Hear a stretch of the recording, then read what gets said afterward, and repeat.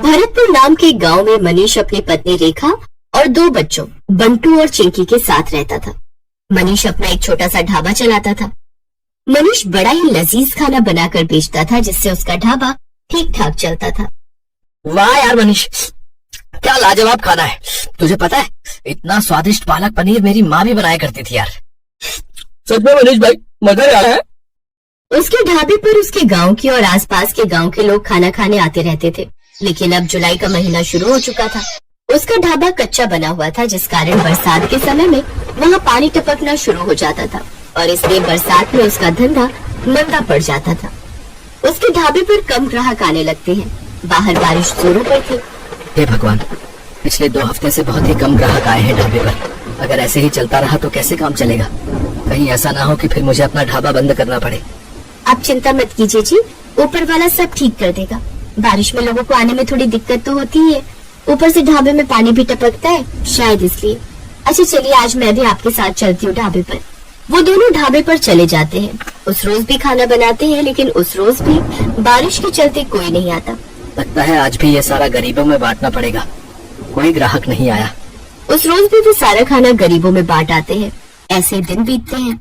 एक रोज आधी रात के समय गांव में तेज तूफान आता है और जोरों से बिजली कड़कती है और वो बिजली उसके ढाबे पर आकर गिरती है, जिससे उसका ढाबा जल जाता है।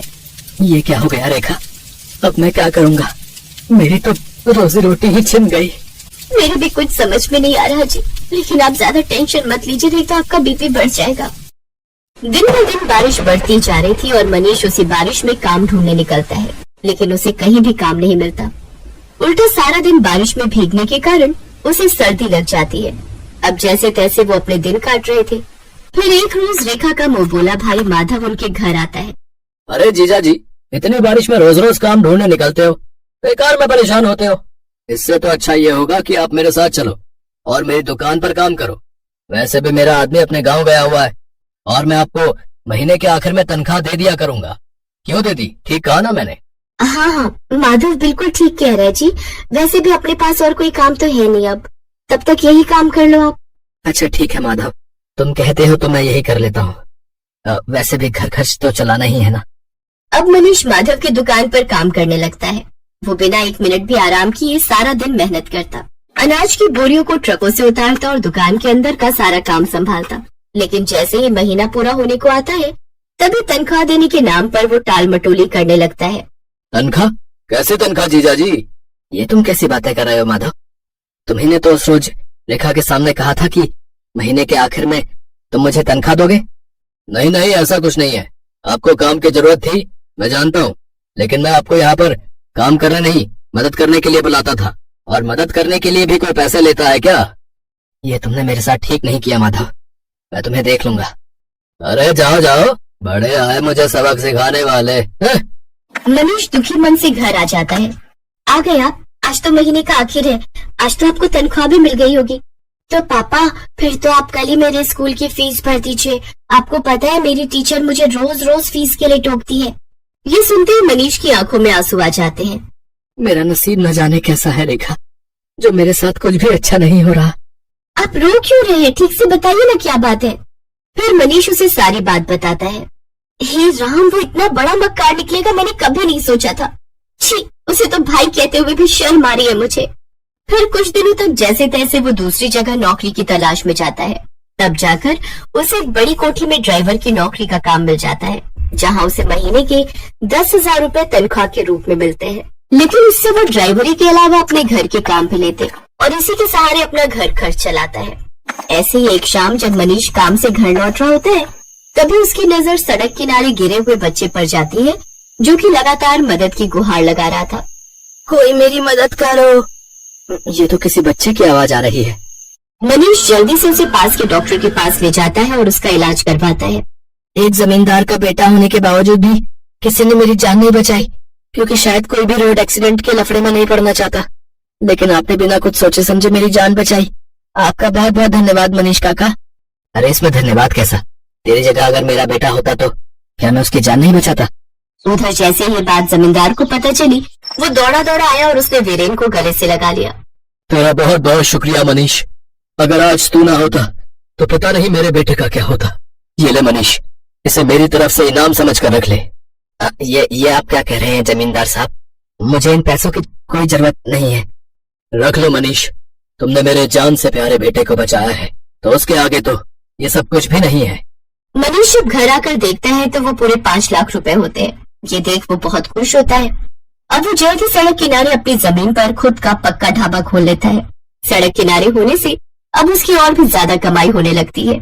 अब बरसात में न तो उसके ढाबे की छत टपकती और न ही ग्राहकों की कमी होती, क्योंकि गाड़ियों में घूमने निकले लोग उसके ढाबे पर ही अपनी गाड़ी रोकते और लजीज लजीज खाना खाकर बारिश के मजे लेते। अब मनीष अपनी पत्नी और बच्चों के साथ खुशी खुशी रहता।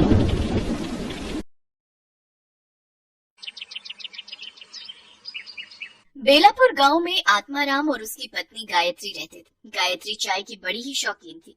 जैसे ही बारिश का मौसम आता तब तो वो बस हर वक्त चाय की रट लगाती रहती। उसका पति आत्माराम मेहनत मजदूरी करके कुछ पैसे कमाता था। गायत्री घर संभालती थी, लेकिन वो चाय की इतनी शौकीन थी कि घर में राशन हो ना हो, लेकिन चाय बनाने का हर सामान हर पल उसके घर में रहता था। उसके पति को जब भी मजदूरी मिलती तो वो उसमें से राशन के साथ साथ अपनी चाय पत्ती और चीनी एडवांस में हिलाकर रख ले। इतना सारा चाय बनाने का सामान फिर ले आई? अरे चाय की दुकान खोलने का इरादा है क्या? वाह मेरे पति देव, क्या आइडिया दिया है। ऐसा क्या कह दिया मैंने? वो तो तुम्हें सुबह ही पता चलेगा। गायत्री के पास एक पुराना टेबल था। अगले दिन सुबह उसने उस टेबल पर चाय की दुकान लगाने का फैसला किया। वो अपने उस टेबल को घर के बाहर ले आई और उस पर चाय बनाने का सामान रख दिया। मानसून का समय था, जिससे मौसम काफी सुहाना हो रखा था। चाय ले लो, सिर्फ 5 रुपए पे चाय। आओ आओ, इस सुहाने मौसम में चाय का मजा लो।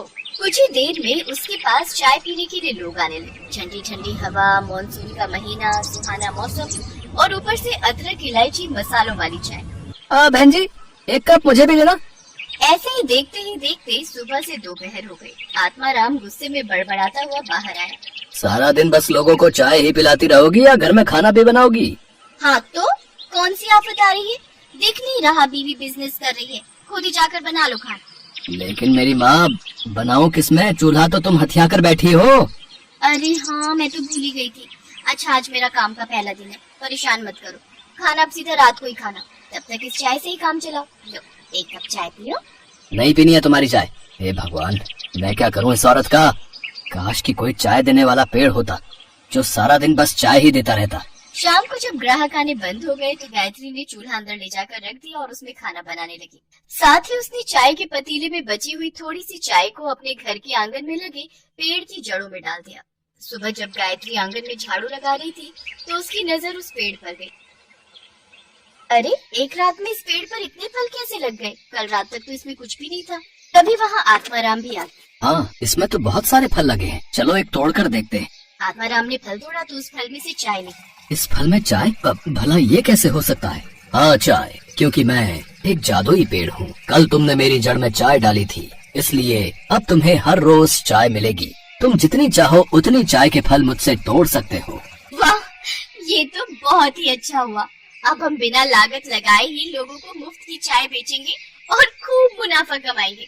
अच्छा सुनिए जी, ग्राहक आते ही होंगे, तुम जल्दी से इन फलों से चाय निकाल कर केटल में डालो ताकि मैं उन्हें बेच सकूं। उन्होंने जल्दी से केटल में चाय भरी और फिर गायत्री उसे अपने टेबल लगाकर बेचने लगी। गायत्री बहन, आज तुम चाय चूल्हे पे नहीं बना रही? इस केटल में तो ठंडी होगी ना? नहीं भाई साहब, चाय एकदम गर्म है, बस अभी चूल्हे से उतार कर लाई हूँ। इस चाय में बड़ा ही स्वादिष्ट स्वाद है।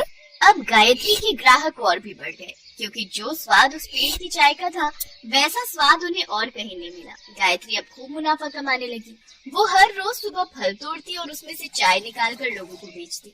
एक रोज ऐसे ही रात को बहुत तेज आंधी तूफान चलने लगे और जोरों की बारिश हुई, जिसमें कि उस पेड़ पर लगे सभी फल टूट कर नीचे गिर गए। ये देख गायत्री बहुत परेशान हो गई और रोते हुए भगवान से प्रार्थना करने लगी। हे भगवान, ये क्या, सारे फल तो नीचे गिर गए। अब मैं अपने ग्राहकों को मुफ्त की चाय कैसे बेचूंगी? सोचा था अब हमारे अच्छे दिन आएंगे, अब हम कुछ बचत कर पाएंगे, लेकिन लगता है हमें फिर से दिहाड़ी मजदूरी करके जीवन काटना होगा। इसके बाद गायत्री उदास होकर दरवाजे पर ही बैठ गई और उसकी वहीं आंख लग गई। लेकिन अगली सुबह जब उसकी आंख खुली तो उसने देखा कि वो पेड़ फिर से पूरी तरह चाय के फलों से भरा पड़ा है। ये चमत्कार देख गायत्री और आत्माराम बहुत खुश हुए।